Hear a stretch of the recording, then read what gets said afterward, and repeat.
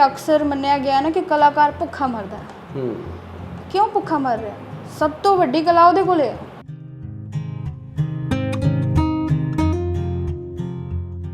कला दा पारखू जे सही समय ते ना मिले ਤਾਂ बहुत सारे बच्चे जे ਹੁੰਦੇ ਨੇ ਜਿਹੜੇ ਆਪਣੀ ਕਲਾ ਤੋਂ ਆਪਣੇ ਹੁਨਰ ਤੋਂ ਦੂਰ ਹੋ ਜਾਂਦੇ ਨੇ जी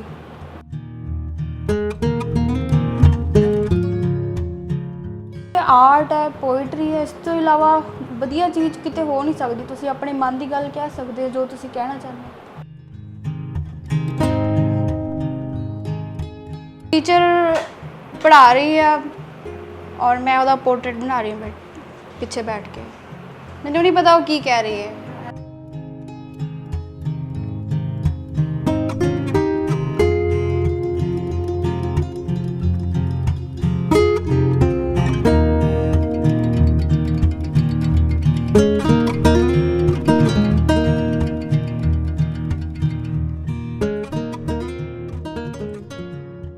बंजर जमीन बन गई सी जदों फिर अचानक ही एक गुलाब सामने आया। क्या बात। मैं हिसाब लगाउंदी रही कादर दी कुदरत दा। मैं हिसाब लगाउंदी रही कादर दी कुदरत दा अंदाजा नहीं सी बेहिसाब सामने आया।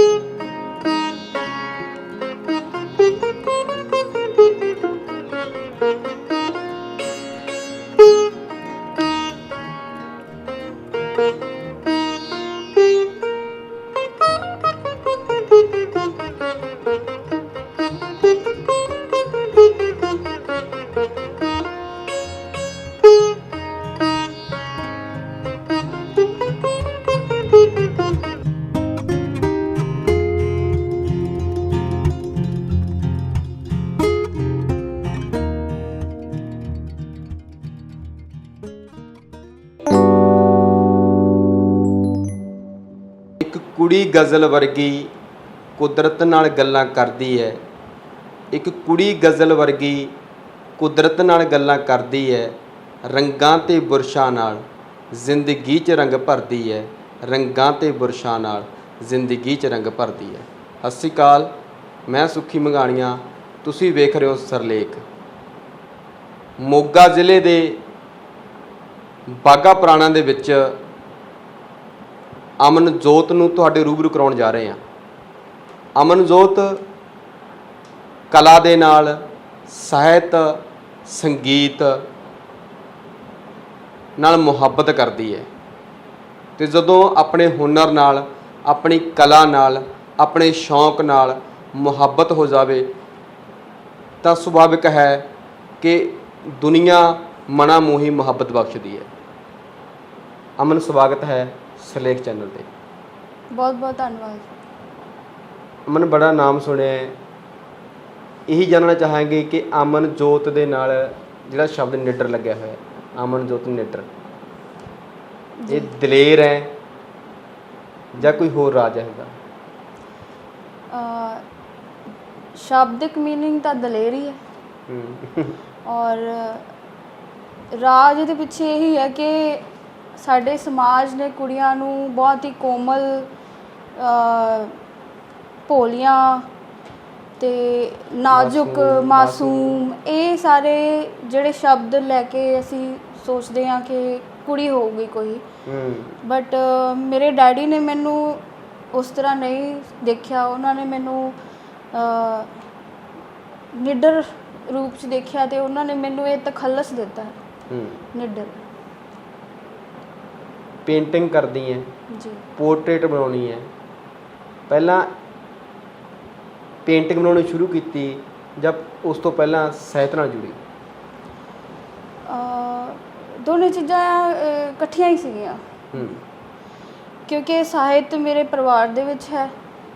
मेरे फादर करम सिंह करम कोलिया वो कवि ने और जिहड़ी पेंटिंग है वो मैं मम्मी तो सीखी है। मम्मी नू थोड़ा ਇਸ ਕਲਾ ਨਾਲ ਥੋੜ੍ਹਾ ਪਿਆਰ ਸੀ। ਤੋ ਅਸਲ ਦੇ ਵਿੱਚ ਮੰਮੀ ਕੋਈ ਉਹਨੇ ਕਲਾਕਾਰ ਨਹੀਂ ਹੈ, ਪਰ ਉਹਨਾਂ ਨੇ ਮੈਨੂੰ ਇਹ ਦੱਸਿਆ ਵੀ ਕਲਰ ਮਿਕਸ ਕਿਵੇਂ ਹੋਣੇ ਆ, ਰੰਗ ਕਿਵੇਂ ਮਿਕਸ ਕਰੀਦੇ ਆ। ਅਸੀਂ ਬਹੁਤ ਛੋਟੇ ਜਿਹੇ ਸੀਗੇ, ਮੈਂ ਔਰ ਮੇਰੇ ਬ੍ਰਦਰ, ਮੰਮੀ ਸਾਨੂੰ ਕਲਰ ਭਰਨੇ ਸਪੈਸ਼ਲੀ ਸਾਨੂੰ ਸਿਖਾਉਂਦੇ ਸੀਗੇ। ਤੋ ਦੋਨੋਂ ਚੀਜ਼ਾਂ ਇਸੇ ਕਰਕੇ ਮੇਰੇ 'ਚ ਅੱਗੇ ਉਹ ਵਧੀਆ। ਬਹੁਤ ਸਾਰੇ ਅਜਿਹੇ ਲੋਕ ਮਿਲਦੇ ਨੇ ਜਿਨ੍ਹਾਂ, ਮੈਨੂੰ ਲੱਗਦਾ ਵੀ ਸਕੂਲ 'ਚ ਵਿੱਚ ਜਿਹੜਾ ਬੱਚਾ ਜਾਂਦਾ ਹੈ, ਜਿਹਨੂੰ ਸਕੂਲੀ ਜ਼ਿੰਦਗੀ ਗੁਜ਼ਾਰਨ ਦਾ ਮੌਕਾ ਮਿਲਦਾ, ਜੋ ਪੜ੍ਹਦਾ ਹੈ, ਇੱਕ ਵਾਰੀ ਜ਼ਰੂਰ ਉਹਦੇ ਹੱਥ ਦੇ ਵਿੱਚ ਰੰਗ ਤੇ ਪੇਜ ਆਉਂਦਾ ਗਾ। ਬਿਲਕੁਲ। ਬਹੁਤ ਸਾਰੇ ਵਿਦਿਆਰਥੀ ਜੇ ਹੁੰਦੇ ਨੇ ਜਿਹੜੇ ਉਹ ਲੋਕ ਆਪਣਾ ਪ੍ਰੋਫੈਸ਼ਨ ਬਣਾ ਲੈਂਦੇ ਨੇ।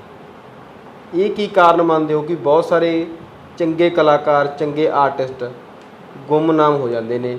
ਉਹਨਾਂ ਨੂੰ ਲੱਗਦਾ ਹੈ ਵੀ ਸਾਡੀ ਕਲਾ ਦਾ ਇਸ ਫੀਲਡ 'ਚ ਮੁੱਲ ਨਹੀਂ ਹੈ। ਦੇਖੋ, ਉਹਦੇ ਵਿੱਚ ਵਜ੍ਹਾ ਤਾਂ ਸੁਸਾਇਟੀ ਹੈ, ਦੂਸਰੀ ਸਾਡੀ ਗੌਰਮੈਂਟ ਹੈ। ਕਿ ਜੇ ਹੁਣ ਗੌਰਮੈਂਟ ਦੇ ਜੋ ਸਾਡਾ ਇੱਕ ਨਜ਼ਰੀਆ ਬਣਿਆ ਹੋਇਆ ਕਿ ਡਾਕਟਰ ਹੈ, ਡਾਕਟਰ ਬਣਨਾ ਚਾਹੀਦਾ ਹੈ, ਇੰਜੀਨੀਅਰ ਬਣਨਾ ਚਾਹੀਦਾ ਹੈ, ਤੋ ਉਸ ਤਰ੍ਹਾਂ ਦੀ ਪੋਸਟ ਹੋਊਗੀ ਤਾਂ ਅਸੀਂ, ਸਾਡੇ ਪੇਰੈਂਟਸ ਇਹ ਸੋਚਦੇ ਆ ਕਿ ਇਹਨਾਂ ਦਾ ਬੱਚਿਆਂ ਦਾ ਭਵਿੱਖ ਜਿਹੜਾ ਹੈ ਨਾ ਉਹ ਅੱਛਾ ਹੋਏਗਾ। ਬਟ ਜੇ ਸਰਕਾਰ ਕਲਾਕਾਰ ਨੂੰ ਵੀ ਉਹਨੇ ਪ੍ਰੋਤਸਾਹਨ ਦੇਵੇ, ਉਹਨੂੰ ਤਵੱਜੋ ਦੇਵੇ, ਤੇ ਫਿਰ ਇਸ ਫੀਲਡ ਦੇ ਵਿੱਚ ਵੀ ਹੋਰ ਲੋਕ ਆਉਣਗੇ।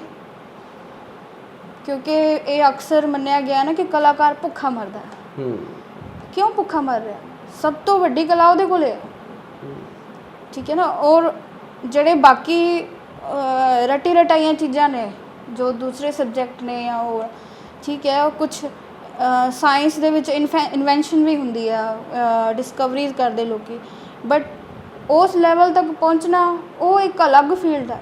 ਮੈਂ ਮੰਨਦੀ ਹਾਂ ਕਿ ਪੇਂਟਿੰਗ ਜਿਹੜੀ ਸਾਡਾ ਆਰਟ ਫੀਲਡ ਹੈ, ਨਹੀਂ ਇਕੱਲੀ ਪੇਂਟਿੰਗ ਨਹੀਂ, ਮੂਰਤੀ ਕਲਾ ਲੈ ਲਓ ਜਾਂ ਕੋਈ ਹੋਰ ਫੀਲਡ ਹੈ, ਪ੍ਰਿੰਟ ਮੇਕਿੰਗ ਹੈ, ਸਾਰਾ ਹੀ ਫਾਈਨ ਆਰਟਸ ਹੈ। ਅਤੇ ਇਸ ਵਿੱਚ ਸਾਰੇ ਸਬਜੈਕਟ ਮਿਕਸ ਨੇ। ਅਸੀਂ ਮੈਥ ਵੀ ਯੂਜ਼ ਕਰਦੇ ਹਾਂ, ਅਸੀਂ ਸਾਇੰਸ ਦੇ ਮੈਥਡ ਵੀ ਯੂਜ਼ ਕਰਦੇ ਹਾਂ, ਅਸੀਂ ਸਾਰੀ ਚੀਜ਼ਾਂ ਯੂਜ਼ ਕਰਦੇ ਹਾਂ। ਸਾਡੇ ਕੋਲ ਫਿਲਾਸਫੀ ਵੀ ਆ ਜਾਂਦੀ ਹੈ। ਤੋ ਔਰ ਸਾਰੇ ਸਬਜੈਕਟ ਦਾ ਮਿਸ਼ਰਣ ਜਿਹੜਾ ਹੈਗਾ ਉਹ ਆਰਟ ਹੈ। ਕਲਾ ਦਾ ਪਾਰਖੂ ਜੇ ਸਹੀ ਸਮੇਂ 'ਤੇ ਨਾ ਮਿਲੇ ਤਾਂ ਬਹੁਤ ਸਾਰੇ ਬੱਚੇ ਜੇ ਹੁੰਦੇ ਨੇ ਜਿਹੜੇ ਆਪਣੀ ਕਲਾ ਤੋਂ, ਆਪਣੇ ਹੁਨਰ ਤੋਂ ਦੂਰ ਹੋ ਜਾਂਦੇ ਨੇ। ਜੀ। ਸਕੂਲਾਂ ਦੇ ਵਿੱਚ ਬਾਲ ਸਭਾਵਾਂ ਦੇ ਵਿੱਚੋਂ ਮੈਨੂੰ ਲੱਗਦਾ ਬਹੁਤ ਸਾਰੇ ਅਜਿਹੇ ਬੱਚੇ ਹੁੰਦੇ ਨੇ ਜੋ ਬਾਲ ਸਭਾ ਦੇ ਵਿੱਚ ਉਡੀਕਦੇ ਹੁੰਦੇ ਨੇ ਕਿ ਮੈਂ ਗਾਉਣਾ ਗਾ। ਬਹੁਤ ਸਾਰੇ ਸਟੂਡੈਂਟ ਅਜਿਹੇ ਹੁੰਦੇ ਨੇ ਕਿ ਸਾਡੇ ਸਕੂਲ ਵਿੱਚ ਕੰਪੀਟੀਸ਼ਨ ਹੋਊਗਾ ਯਾਰ, ਅਤੇ ਮੈਂ ਉੱਥੇ ਹਿੱਸਾ ਲਵਾਂ। ਜੀ।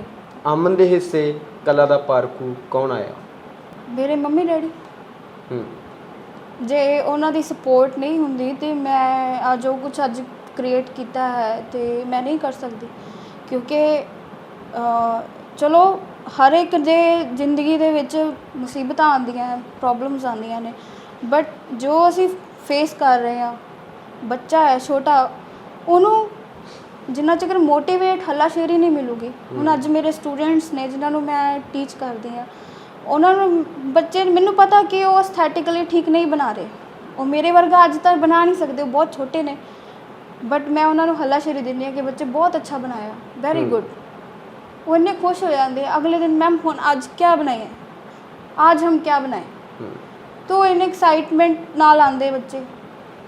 जे उन पहले ही बार बच्चे ने कुछ ड्रॉ किया तो उन्होंने कह दिता जाए तू तो बिल्कुल ही बेकार बनाया, ये तो बिल्कुल ही बेकार है, बच्चा छड़ देगा।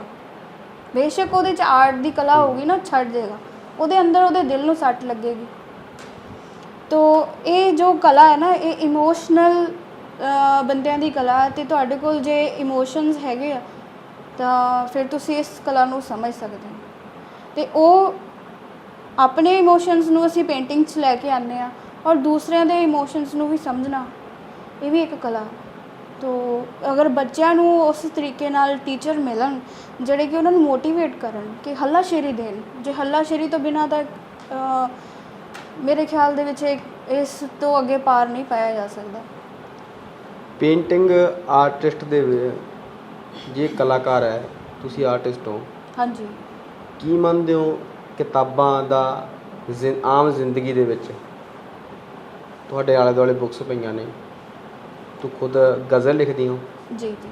ਤੇ ਕੀ ਲੱਗਦਾ ਹੈ ਵੀ ਆਰਟ ਦੇ ਵਿੱਚ ਕਿਤਾਬਾਂ ਦੀ ਕੀ ਮਹੱਤਤਾ ਹੈ ਜਾਂ ਕਿਤਾਬਾਂ ਦਾ ਕੀ ਰੋਲ ਹੈ ਅਮਨ ਦੀ ਜ਼ਿੰਦਗੀ ਦੇ ਵਿੱਚ? ਮੈਨੂੰ ਪੋਇਟਰੀ ਦਾ ਸ਼ੌਂਕ ਹੈ।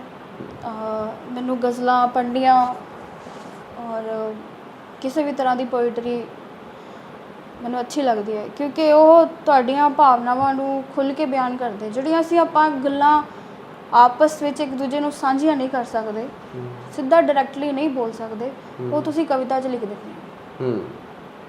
ਔਰ ਇੱਕ ਇਨਸਾਨ ਦਾ ਜਿਹੜਾ ਮੈਂ ਸਮਝਦੀ ਹਾਂ ਕਿ ਹਰ ਕੋਈ ਇਨਸਾਨ ਸ਼ੇਅਰ ਕਰਨ ਦੇ ਲਈ ਇੱਕ ਜ਼ਰੀਆ ਲੱਭਦਾ ਕਿ ਮੈਂ ਆਪਣੀ ਗੱਲ ਕਿਤੇ ਕਹਿ ਸਕਾਂ।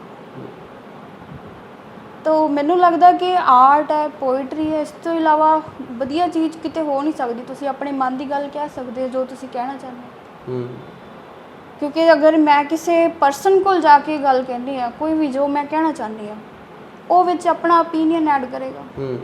ਉਹ ਆਪਣੀ ਗੱਲ ਕਹੇਗਾ ਕਿ ਇਹ ਤਾਂ ਇੱਦਾਂ, ਜਾਂ ਉਹ ਮੇਰੇ ਬਾਰੇ ਜਜਮੈਂਟਲ ਹੋ ਸਕਦਾ ਕਿ ਇਹ ਕਿਸ ਤਰ੍ਹਾਂ ਸੋਚ ਰਹੀ ਹੈ, ਇਹਦਾ ਥਾਟ ਪ੍ਰੋਸੈਸ ਕਿੱਦਾਂ। ਪੇਂਟਿੰਗ ਮੇਰੀ ਆਪਣੀ ਹੈ, ਮੈਂ ਖੁੱਲ੍ਹ ਕੇ ਉਹਦੇ ਕੋਲ ਗੱਲ ਕਹਿ ਸਕਦੀ ਹਾਂ, ਮੈਂ ਆਪਣੀ ਗਜ਼ਲ 'ਚ ਖੁੱਲ੍ਹ ਕੇ ਗੱਲ ਕਹਿ ਸਕਦੀ ਹਾਂ। ਤਾਂ ਜਿਹੜੀਆਂ ਕਿਤਾਬਾਂ ਨੇ ਉਹਨਾਂ ਤੋਂ ਪੜ੍ਹਨਾ, ਉਹਨਾਂ ਤੋਂ ਪੜ੍ਹ ਕੇ ਇਹ ਦੇਖੋ, ਇੱਕ ਜਿਹੜੀ ਕਿਤਾਬ ਹੁੰਦੀ ਹੈ ਨਾ, ਜਦੋਂ ਕੋਈ ਵੀ ਰਾਈਟਰ ਹੈ ਜਾਂ ਜਿਹਨੇ ਉਹ ਕਿਤਾਬ ਲਿਖੀ ਹੈ, ਉਹਨੇ ਆਪਣੀ ਜ਼ਿੰਦਗੀ ਦਾ ਇੱਕ ਅੰਸ਼ ਉੱਥੇ ਲਿਖ ਦਿੱਤਾ ਹੈ। ਤਾਂ ਅਸੀਂ ਨਾ ਕਿ ਸਰੀਰਕ ਰੂਪ 'ਤੇ ਬਟ ਉਹਦੇ ਖਿਆਲਾਂ ਦੇ ਰੂਪ 'ਤੇ ਅਸੀਂ ਉਹਦੇ ਨਾਲ ਰੂਬਰੂ ਹੁੰਦੇ ਹਾਂ। ਤਾਂ ਇਹ ਇੱਕ ਬਹੁਤ ਵੱਡੀ ਅੱਛੀ ਤਰੀਕਾ ਹੈਗਾ ਕਿ ਅਸੀਂ ਇੱਕ ਰਾਈਟਰ ਨੂੰ ਉਹਦੀ ਲਿਖਤਾਂ ਦੇ ਰੂਪ ਵਿੱਚ ਜਾਣ ਸਕਦੇ ਹਾਂ। ਤਾਂ ਮੇਰੇ ਲਈ ਅੱਛੀ ਗੱਲ ਹੈ ਕਿ ਜਿੰਨੇ ਵੀ ਆਰਟਿਸਟ ਹੈਗੇ ਆ, ਹੁਣ ਤੁਸੀਂ ਮੇਰੇ ਨਾਲ ਗੱਲ ਕਰ ਰਹੇ ਹੋ, ਤੁਸੀਂ ਮੇਰੇ ਬਾਰੇ ਜਾਣਨ ਦੀ ਕੋਸ਼ਿਸ਼ ਕਰ ਰਹੇ ਹੋ, ਮੈਂ ਆਪਣੇ ਮੂੰਹ ਆਪਣੀ ਗੱਲ ਕਹਿ ਰਹੀ ਹਾਂ। ਬਟ ਬਹੁਤ ਸਾਰੇ ਆਰਟਿਸਟ, ਕਲਾਕਾਰ ਇੱਦਾਂ ਦੇ ਜਿਨ੍ਹਾਂ ਨੂੰ ਮੌਕਾ ਨਹੀਂ ਮਿਲਦਾ ਕਿ ਉਹ ਆਪਣੀ ਗੱਲ ਕਹਿ ਸਕਣ, ਫਿਰ ਉਹ ਆਪਣੀਆਂ ਕਿਤਾਬਾਂ ਦੇ ਵਿੱਚ ਲਿਖਦੇ। ਕਿਉਂਕਿ ਕਲਾਕਾਰ ਜਾਂ ਕਵੀ ਨੇ ਕਹਿਣਾ ਹੀ ਹੈ, ਕਿਸੇ ਨਾ ਕਿਸੇ ਰੂਪ ਦੇ ਵਿੱਚ ਉਹ ਕਹੇਗਾ। ਅਗਰ ਉਹ ਬੋਲ ਕੇ ਨਹੀਂ ਕਹਿ ਸਕਦਾ ਤਾਂ ਉਹ ਲਿਖ ਕੇ ਕਹੇਗਾ। ਅਗਰ ਉਹਨੂੰ ਕਵਿਤਾ ਬੋਲਣ ਦਾ ਮੌਕਾ ਨਹੀਂ ਮਿਲਿਆ, ਉਹ ਕਿਤਾਬ ਦੇ ਰੂਪ ਦੇ ਵਿੱਚ ਲਿਖ ਕੇ ਕਹੇਗਾ। ਕਿਉਂਕਿ ਉਹਦੇ ਜਿਉਣ ਦਾ, ਉਹਦੇ ਧਰਤੀ 'ਤੇ ਆਉਣ ਦਾ ਮਕਸਦ ਹੀ ਇਹੀ ਹੈ ਕਿ ਉਹ ਆਪਣੀ ਗੱਲ ਦੂਜਿਆਂ ਤੱਕ ਕਹਿ ਸਕੇ, ਕਵਿਤਾ ਦੇ ਰੂਪ 'ਚ ਕਹਿ ਦੇ। ਅਮਨ ਨੇ ਅਕਾਦਮਿਕ ਪੱਧਰ 'ਤੇ ਜਾਂ ਵਿਦਿਅਕ ਤੌਰ 'ਤੇ ਜੀ ਜਿਹੜੀ ਸਟੱਡੀ ਹੈ ਉਹ ਕਿਸ ਤਰ੍ਹਾਂ ਦੀ ਕੀਤੀ ਫਿਰ? ਸਕੂਲਿੰਗ ਮੇਰੀ ਨੋਰਮਲ ਬੱਚਿਆਂ ਦੀ ਤਰ੍ਹਾਂ ਹੀ ਸੀ ਸਕੂਲਿੰਗ, ਅਤੇ ਉਸ ਤੋਂ ਬਾਅਦ ਗ੍ਰੈਜੂਏਸ਼ਨ ਮੈਂ ਸਬਜੈਕਟ ਮਿਊਜ਼ਿਕ ਅਤੇ ਫਾਈਨ ਆਰਟਸ ਲੈ ਕੇ ਕੀਤਾ। ਔਰ ਮੇਰੇ ਕੋਲ ਇੱਕ ਸਬਜੈਕਟ ਹਿੰਦੀ ਸੀ, ਇਲੈਕਟਿਵ ਹਿੰਦੀ।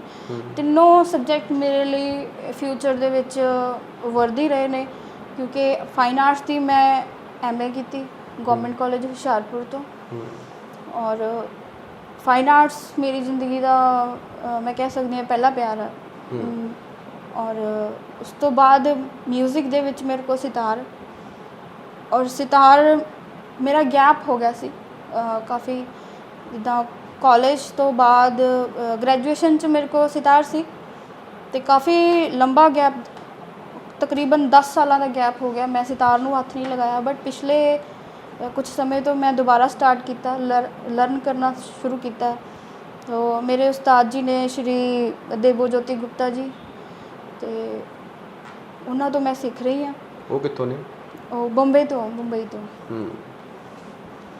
ਅਤੇ ਉਹਨਾਂ ਤੋਂ ਸਿੱਖ ਰਹੀ ਹਾਂ। ਉਹ ਮੈਨੂੰ ਉਮੀਦ ਹੈ ਕਿ ਆਉਣ ਵਾਲੇ ਸਮੇਂ 'ਚ ਮੈਂ ਅੱਛਾ ਸਿਤਾਰ ਨੂੰ ਵੀ ਲੈ ਕੇ ਚੱਲਾਂਗੀ। ਔਰ ਹਿੰਦੀ ਜਿਹੜਾ ਸਬਜੈਕਟ ਆ ਉਹ ਮੇਰੀ ਪੋਇਟਰੀ 'ਚ ਆ ਗਿਆ, ਕਿਉਂਕਿ ਮੈਂ ਹਿੰਦੀ ਉਹਨੂੰ ਇਲੈਕਟਿਵ ਪੜ੍ਹਿਆ, ਅਤੇ ਉਹਦੇ 'ਚ ਕਾਫੀ ਮੈਨੂੰ ਪੋਇਟਰੀ ਪੜ੍ਹਨ ਨੂੰ ਮਿਲੀ, ਜਿਹਦੇ ਕਰਕੇ ਅਲੰਕਾਰ ਜਾਂ ਹੋਰ ਜਿਹੜੀਆਂ ਚੀਜ਼ਾਂ ਉਹਦੀ ਨੌਲੇਜ ਹੋਈ।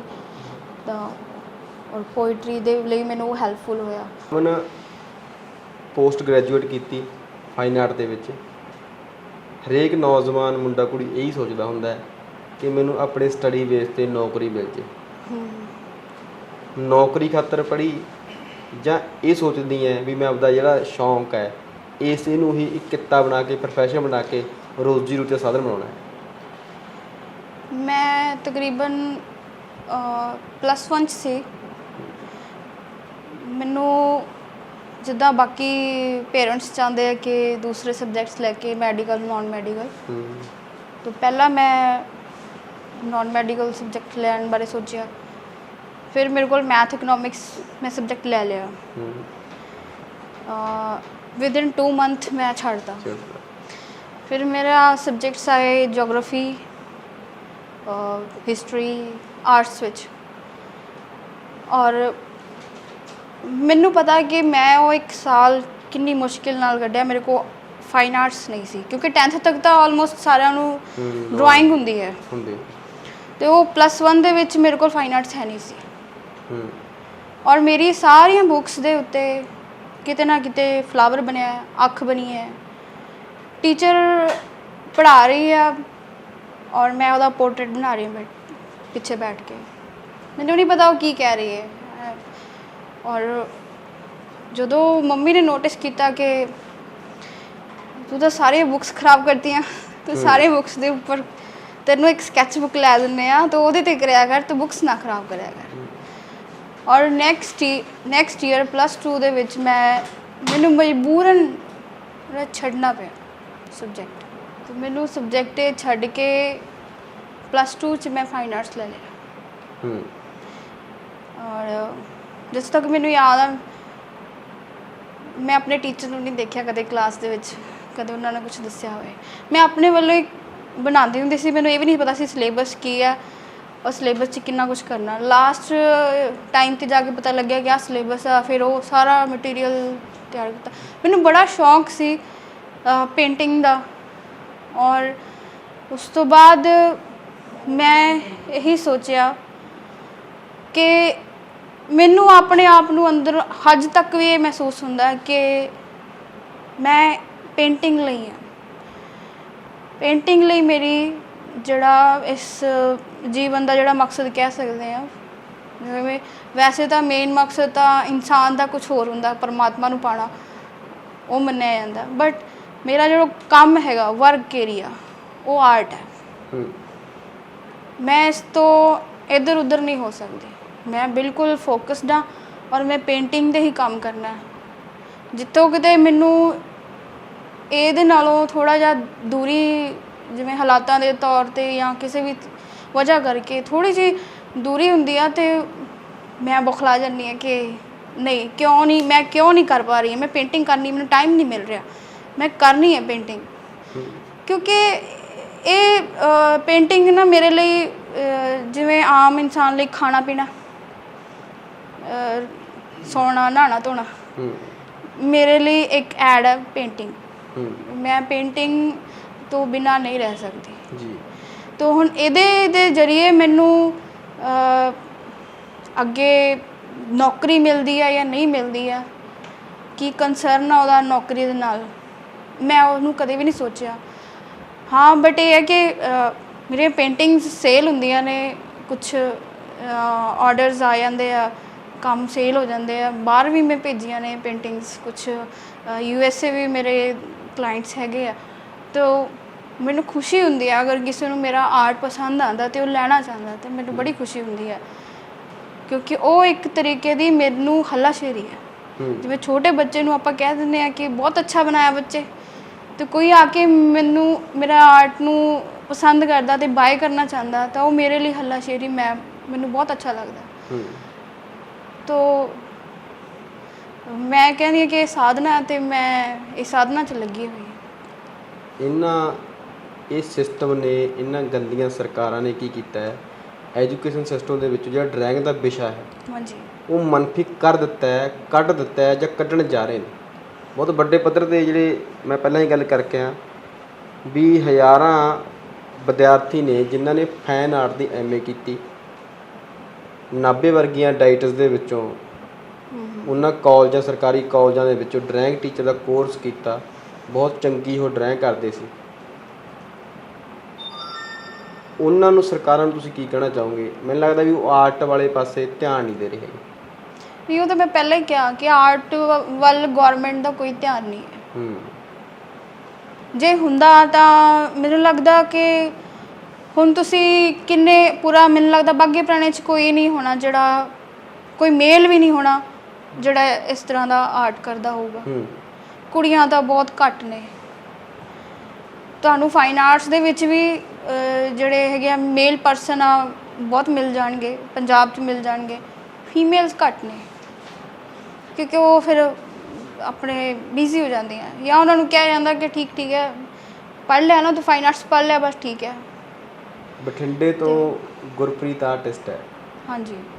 ਗੁਰਪ੍ਰੀਤ ਜਦੋਂ ਕਿਸਾਨੀ ਅੰਦੋਲਨ ਨੂੰ ਦੇਖਦਾ ਹੈ, ਗੁਰਪ੍ਰੀਤ ਜਦੋਂ ਕਿਸੇ ਮਜ਼ਦੂਰ ਕਿਸਾਨ ਨੂੰ ਦੇਖਦਾ, ਜਦੋਂ ਕਿਸੇ ਲੇਡੀ ਨੂੰ ਦੇਖਦਾ ਉਹ, ਜਾਂ ਪੰਜਾਬ ਦੇ ਦੁਖਾਂਤ ਨੂੰ ਦੇਖਦਾ ਖਾਸ ਕਰ, ਤਾਂ ਉਸ ਤਰ੍ਹਾਂ ਦੀ ਉਹ ਜਿਹੜੀ ਪੇਂਟਿੰਗ ਉਹ ਤਿਆਰ ਕਰ ਦਿੰਦਾ। ਇਹਨਾਂ ਪੇਂਟਿੰਗ ਕਰਕੇ ਸਰਕਾਰਾਂ ਦੀਆਂ ਨਿਗਾਹਾਂ ਦੇ ਵਿੱਚ ਰੜਕਦਾ ਉਹ। ਕਦੇ ਅਮਨ ਦਾ ਬੁਰਸ਼ ਵੀ ਇਸ ਤਰ੍ਹਾਂ ਚੱਲਿਆ ਕਿ ਇਹਨਾਂ ਸਰਕਾਰਾਂ ਨੂੰ, ਇਹਨਾਂ ਸਿਸਟਮ ਨੂੰ ਉਸ ਪੇਂਟਿੰਗ ਦੇ ਵਿੱਚੋਂ ਝਾੜ ਪਈ ਹੋਵੇ। ਮੈਂ ਕੁਝ ਸਮੇਂ ਲਈ ਕਾਰਟੂਨਿੰਗ ਕੀਤੀ ਸੀਗੀ। ਇੱਕ ਨਿਊਜ਼ਪੇਪਰ ਦੇ ਲਈ ਕਾਰਟੂਨਿੰਗ ਕੀਤੀ, ਫਿਰ ਇੱਕ ਸੋਸ਼ਲ ਮੀਡੀਆ ਕੈਂਪੇਨਿੰਗ ਦੇ ਲਈ ਕੰਮ, ਮੈਂ ਜੌਬ ਕਰ ਰਹੀ ਸੀ ਪਹਿਲਾਂ, ਤਾਂ ਮੈਂ ਉਦੋਂ ਚੰਡੀਗੜ੍ਹ ਉੱਥੇ ਸੋਸ਼ਲ ਮੀਡੀਆ ਕੈਂਪੇਨਿੰਗ ਲਈ ਕਾਰਟੂਨਿੰਗ ਦੇ ਲਈ ਕੰਮ ਕੀਤਾ। ਤਾਂ ਕਾਰਟੂਨਿੰਗ ਦੇ ਵਿੱਚ ਇਹੀ ਟੌਪਿਕ ਹੁੰਦਾ ਕਿ ਅਸੀਂ ਸਟਾਇਰ ਕਰਦੇ ਹਾਂ, ਜੋ ਹੁਣ ਹੋ ਰਿਹਾ ਹੈ ਉਹਦੇ ਉੱਤੇ ਅਸੀਂ ਸਟਾਇਰ ਕਰਨਾ, ਆਮ ਜਨਤਾ ਨੂੰ ਦਿਖਾਉਣਾ ਕਿ ਕੀ ਹੋ ਰਿਹਾ ਹੈ, ਔਰ ਉਹ ਸਰਕਾਰ ਤੱਕ ਵੀ ਪਹੁੰਚਦਾ ਹੈ। ਪਰ ਮੈਂ ਇਹ ਸੋਚਦੀ ਹਾਂ ਕਿ ਜੇ ਹੁਣ ਜਿੱਦਾਂ ਹੁਣ ਕਿਸਾਨ ਭਰਾ ਸਾਰੇ ਇਕੱਠੇ ਹੋਏ ਆ, ਇਹ ਇਕੱਲੇ ਕਿਸਾਨਾਂ ਦਾ ਮੁੱਦਾ ਨਹੀਂ ਹੈ, ਇਹ ਪੂਰੇ ਦੇਸ਼ ਦਾ ਮੁੱਦਾ। ਤੇ ਅਸੀਂ ਆਪਣੇ ਆਪ ਨੂੰ ਵੱਖ ਕਰ ਲੈਂਦੇ ਹਾਂ। ਹੁਣ ਮੈਂ ਵੀ ਤਾਂ ਕਿਸਾਨ ਦੀ ਬੇਟੀ ਹਾਂ। ਅੱਛਾ, ਮੈਨੂੰ ਕਿਆ, ਮੈਂ ਆਪਣੇ ਆਪ ਨੂੰ ਵੱਖ ਕਰ ਲੈਂਦੀ ਹਾਂ ਕਿ ਮੈਂ ਤਾਂ ਕਿਸਾਨ ਦੀ ਬੇਟੀ ਹਾਂ। ਤੇ ਇਸ ਕਰਕੇ ਇਹ ਜਿਹੜਾ ਜੋ ਜੱਦੋਜਹਿਦ ਚੱਲ ਰਹੀ ਹੈ ਵੀ ਮੇਰੀ ਜੱਦੋਜਹਿਦ ਹੈ। ਪਰ ਜੇ ਦੇਖਿਆ ਜਾਵੇ ਤਾਂ ਮੈਂ ਇਸ ਦੇਸ਼ ਦੀ ਬੇਟੀ ਹਾਂ ਜੀ। ਤਾਂ ਸਾਰੇ ਜਿੰਨੇ ਵੀ ਇੱਥੇ ਕਿਸਾਨ ਨੇ, ਮਜ਼ਦੂਰ ਨੇ, ਪੜ੍ਹੇ ਲਿਖੇ ਨੇ, ਡਾਕਟਰ ਨੇ, ਜਾਂ ਜੋ ਵੀ ਜਿੰਨੇ ਵੀ ਇਸ ਦੇਸ਼ ਦੇ ਵਾਸੀ ਨੇ, ਇਹ ਸਾਰਿਆਂ ਦਾ ਇਕੱਠਾ ਮੁੱਦਾ ਹੈ। ਤੇ ਲੋਕਾਂ ਨੂੰ ਸਾਰਿਆਂ ਨੂੰ ਇਕੱਠੇ ਹੋਣਾ ਚਾਹੀਦਾ। ਅਸੀਂ ਇਹ ਕਹਿ ਕੇ ਪਾਸੇ ਹੋ ਜਾਂਦੇ ਹਾਂ ਸਾਡਾ ਮੁੱਦਾ ਨਹੀਂ ਹੈ, ਇਹ ਕਿਸਾਨਾਂ ਦਾ ਮੁੱਦਾ ਹੈ, ਪਰ ਇਹ ਸਾਨੂੰ ਇਕੱਠੇ ਹੋਣਾ ਚਾਹੀਦਾ। ਪੇਂਟਿੰਗ ਦੇਖੀਆਂ ਨੇ, ਅਮਨ ਦੇ ਹੱਥਾਂ 'ਚ ਸਿਤਾਰਬਾਜ਼ੀ ਦੇਖੀ ਹੈ, ਕੋਈ ਤੁਸੀਂ ਕਵਿਤਾ ਲਿਖਦੇ ਹੋ, ਗਜ਼ਲ ਲਿਖਦੇ ਹੋ, ਉਹਦਾ ਰੂਪ ਪੇਸ਼ ਕਰੋ। ਨਕਾਬ ਉਤਰਿਆ, ਹੋਰ ਨਕਾਬ ਸਾਹਮਣੇ ਆਇਆ। ਨਕਾਬ ਉਤਰਿਆ, ਹੋਰ ਨਕਾਬ ਸਾਹਮਣੇ ਆਇਆ, ਮੇਰੇ ਸਵਾਲਾਂ ਦਾ ਜਵਾਬ ਸਾਹਮਣੇ ਆਇਆ। ਵਾਹ। ਮੇਰੀ ਤਲਾਸ਼ ਬੰਜਰ ਜ਼ਮੀਨ ਬਣ ਗਈ ਸੀ ਜਦੋਂ, ਮੇਰੀ ਤਲਾਸ਼ ਬੰਜਰ ਜ਼ਮੀਨ ਬਣ ਗਈ ਸੀ ਜਦੋਂ, ਫਿਰ ਅਚਾਨਕ ਹੀ ਇੱਕ ਗੁਲਾਬ ਸਾਹਮਣੇ ਆਇਆ। ਕੀ ਬਾਤ। ਮੈਂ ਹਿਸਾਬ ਲਗਾਉਂਦੀ ਰਹੀ ਕਾਦਰ ਦੀ ਕੁਦਰਤ ਦਾ। ਮੈਂ ਹਿਸਾਬ ਲਗਾਉਂਦੀ ਰਹੀ ਕਾਦਰ ਦੀ ਕੁਦਰਤ ਦਾ, ਅੰਦਾਜ਼ਾ ਨਹੀਂ ਸੀ ਬੇਹਿਸਾਬ ਸਾਹਮਣੇ ਆਇਆ। ਅੰਦਾਜ਼ਾ ਨਹੀਂ ਸੀ ਬੇਹਿਸਾਬ ਸਾਹਮਣੇ ਆਇਆ, ਔਰ ਸਮੁੰਦਰ ਦੀਆਂ ਲਹਿਰਾਂ ਤੋਂ ਕੀ ਮੰਗੇਗਾ ਕੋਈ। ਸਮੁੰਦਰ ਦੀਆਂ ਲਹਿਰਾਂ ਤੋਂ ਕੀ ਮੰਗੇਗਾ ਕੋਈ, ਜਦ ਵੀ ਮੰਗਿਆ ਤਾਂ ਸੈਲਾਬ ਸਾਹਮਣੇ ਆਇਆ। ਕੀ ਬਾਤ, ਕੀ ਬਾਤ। ਜਦੋਂ ਵੀ ਉਹਨੇ ਮੈਨੂੰ ਹੋਸ਼ ਵਿੱਚ ਰਹਿਣ ਲਈ ਕਿਹਾ, ਜਦੋਂ ਵੀ ਉਸਨੇ ਮੈਨੂੰ ਹੋਸ਼ ਵਿੱਚ ਰਹਿਣ ਲਈ ਕਿਹਾ, ਬੇਹੋਸ਼ ਹੋ ਪੀ ਕੇ ਸ਼ਰਾਬ ਸਾਹਮਣੇ ਆਇਆ। ਕੀ ਬਾਤ। ਔਰ ਆਪਣੇ ਹੱਕ ਲਈ ਜਦ ਵੀ ਮੈਂ ਆਵਾਜ਼ ਉਠਾਈ, ਆਪਣੇ ਹੱਕ ਲਈ ਜਦ ਵੀ ਮੈਂ ਆਵਾਜ਼ ਉਠਾਈ, ਮੇਰੇ ਚਿਹਰੇ ਤੇ ਫਿਰ ਤੇਜ਼ਾਬ ਸਾਹਮਣੇ ਆਇਆ। ਕੀ ਬਾਤ। ਔਰ ਕਿਵੇਂ ਭੁੱਲ ਜਾਂਦੇ ਨੇ ਜ਼ੁਲਮ ਕਰਨ ਵਾਲੇ ਅਕਸਰ, ਕਿਵੇਂ ਭੁੱਲ ਜਾਂਦੇ ਨੇ ਜ਼ੁਲਮ ਕਰਨ ਵਾਲੇ ਅਕਸਰ, ਜਦ ਜ਼ੁਲਮ ਹੋਇਆ ਇਨਕਲਾਬ ਸਾਹਮਣੇ ਆਇਆ। ਕੀ ਬਾਤ। ਔਰ ਮੈਂ ਨਾ ਡਰੀ ਕਦੇ ਹਾਲਾਤਾਂ ਤੋਂ ਹੋ ਗਈ ਨਿਡਰ, ਮੈਂ ਨਾ ਡਰੀ ਕਦੇ ਹਾਲਾਤਾਂ ਤੋਂ ਹੋ ਗਈ ਨਿਡਰ, ਵਕਤ ਚਾਹੇ ਕਿੰਨਾ ਖਰਾਬ ਸਾਹਮਣੇ ਆਇਆ, ਵਕਤ ਚਾਹੇ ਕਿੰਨਾ ਖਰਾਬ ਸਾਹਮਣੇ। ਕੀ ਬਾਤ। ਬਹੁਤ ਬਹੁਤ ਸ਼ੁਕਰੀਆ। ਹਾਂਜੀ ਦੋਸਤੋ, ਤੁਸੀਂ ਸੁਣਿਆ ਅਮਨਜੋਤ ਨੂੰ ਸਾਹਿਤਕ, ਸੰਗੀਤਕ ਤੇ ਪੇਂਟਿੰਗ, ਇਹਨਾਂ ਤਿੰਨਾਂ ਦਾ ਸੁਮੇਲ, ਇਹਨਾਂ ਤਿੰਨਾਂ ਦੇ ਸੁਮੇਲ ਨਾਲ ਆਪਣੀ ਜ਼ਿੰਦਗੀ ਦੇ ਰੰਗ ਭਰ ਰਹੀ ਹੈ। ਹਾਂ, ਅਸੀਂ ਜਾਂਦਿਆਂ ਜਾਂਦਿਆਂ ਇਹਨਾਂ ਸਮੇਂ ਦੀਆਂ ਹੁਕਮਰਾਨ ਸਰਕਾਰਾਂ ਨੂੰ, ਇਸ ਗੰਦੇ ਸਿਸਟਮ ਨੇ ਸਾਡੀ ਕਲਾ ਨੂੰ ਖਾ ਲਿਆ। ਬਹੁਤ ਸਾਰੇ ਲੋਕ ਸ਼ਿਕਵਾ ਕਰਦੇ ਨੇ ਕਿ ਜਿਹੜੀ ਕਲਾ ਹੈ, ਜਿਹੜਾ ਆਰਟ ਹੈ, ਉਹ ਪਾਕਿਸਤਾਨ ਵਿੱਚ ਰਹਿ ਗਿਆ, ਪਰ ਨਹੀਂ। ਅੱਜ ਵੀ ਸਾਡੇ ਮੁਲਕ ਦੇ ਵਿੱਚ ਅਮਨਜੋਤ, ਗੁਰਪ੍ਰੀਤ, ਹੋਰ ਬਹੁਤ ਵੱਡੇ ਜਿਹੜੇ ਆਰਟਿਸਟ ਨੇ ਸਾਡੇ ਇੱਥੇ ਵੱਸਦੇ ਨੇ।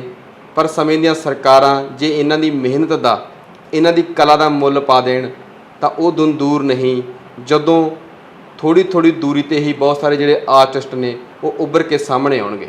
ਸੋ ਬਣੇ ਰਹੋ ਸਿਰਲੇਖ ਦੇ ਨਾਲ। ਸ਼ੁਕਰੀਆ।